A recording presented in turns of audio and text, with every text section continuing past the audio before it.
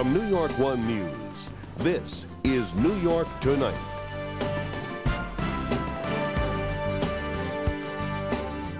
She gave up the courtroom for the dining room. Coming up next, Donatella Arpaia goes one-on-one with Bud Mishkin.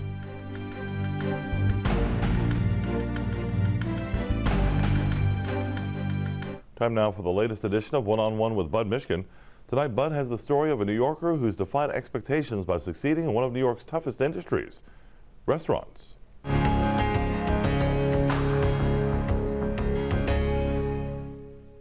As if Donatella Arpaia doesn't already stand out, as a lawyer turned successful restaurateur and a young woman in a predominantly male game. Now, are you going to do a mozzarella version or keep it like this? I like this version. There's the car. Just another yellow Lamborghini on the streets of New York. I didn't do it to show off. I did it for me. You know, I just love it. Especially now with the economy the way it is. Got to be careful. Some people are upset that I'm driving it around. You get angry responses from New Yorkers driving it, and now you're asking me to get in the car. Sounds great. No, but you know what? For every angry New Yorker, you just get the best reaction in the world. I like you, baby. You got the right person driving. Donatella Arpaia is accustomed to getting reactions, but usually at her restaurants, like Mia Dona on the east side, or the reopened Kefi on the Upper West Side. Hi guys, how are you? It's a lot of pressure every night. It's like running a race every night. You start at 5 o'clock and you finish and you're exhausted at the end of the night. When we first met her, Arpaia was awaiting Kefi's final inspection and its opening. Now, it's showtime.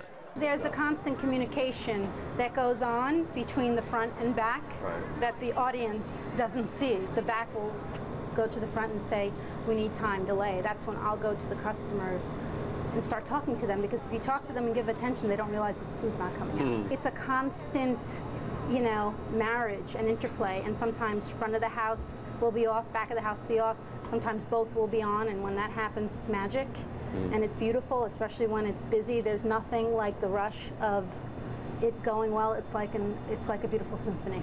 Each of Arpaia's restaurants has a different vibe, but there are common threads. The notion of the meal as entertainment, and the importance of making everyone feel welcome. The celebrities, the regulars, the first-timers.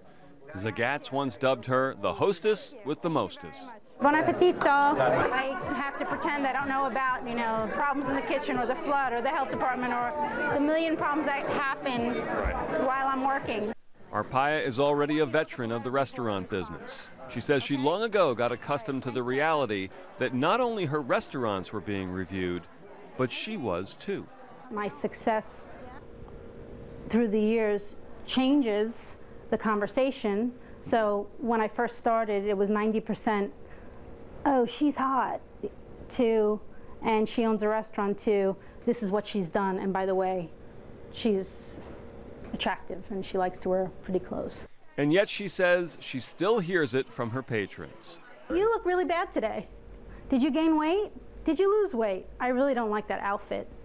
Did you get work done? May I suggest an occasional red clam sauce in the lap? One of these days when I'm going to retire. Arpaia has her own line of tomato sauces. She's appeared as a guest judge on Iron Chef America, and there are plans for her own show as well. She is nothing if not passionate about the business, and that passion occasionally draws questions from people in her old field, the law.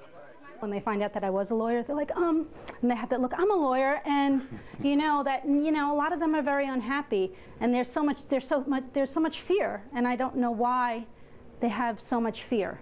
I think that to me, the scariest thing is to be doing something that you're not loving. To me, that's suffocation.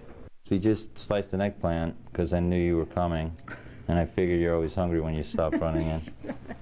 That's so wrong. It's not true. That's not true. It's not every restaurateur who cites as an influence the writer Khalil Gibran and his quote, "Work is love made visible." To me, work is beautiful, and it is love. But Donatella Arpaia also draws inspiration from the memories of summer trips to her mom's small town in Italy, surrounded by cousins and uncles and aunts who taught her how to cook. I love doing something really manual and that's all you're focusing on when you're doing it, and I find it extremely relaxing, and it also connects me to my past. Her parents experienced post-war poverty growing up in Italy. Donatella says she grew up in an upper-middle-class environment on Long Island thanks to the success of her father's restaurants. But there was sacrifice. I wasn't around.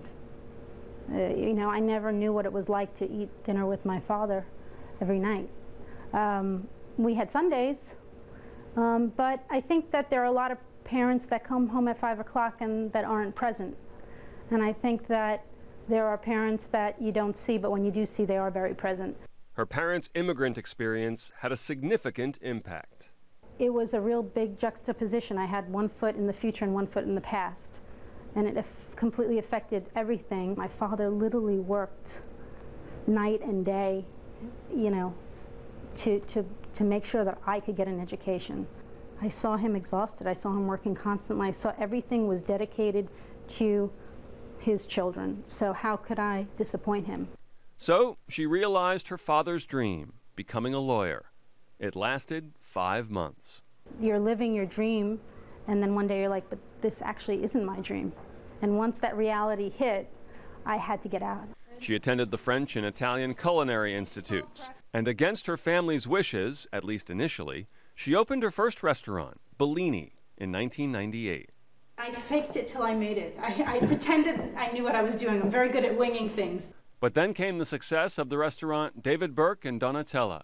More than 10 years later, there are new restaurants, possible plans to expand beyond New York, and a potential television show. There are also hopes that the future includes a family and what Arpaia calls a sense of balance, so that she won't be at work all day and all night.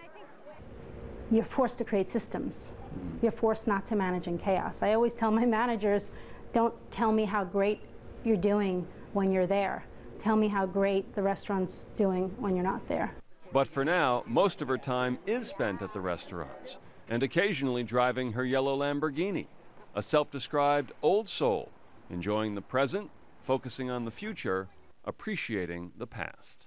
Surrounded myself with adults at a very young age and always was listening at the conversations at the dinner table and being, you know, reading Gibran, not Charlie Brown. So I always knew that I wanted to succeed and be very, very successful and be very powerful and be able to help the people around me that I love.